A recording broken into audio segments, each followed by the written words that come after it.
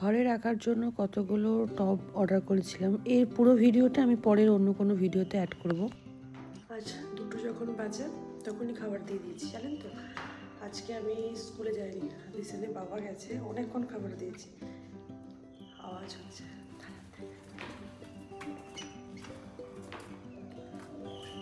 কি রে, স্নান টান করে ভাত খেতে বসছিস? হ্যাঁ আয়।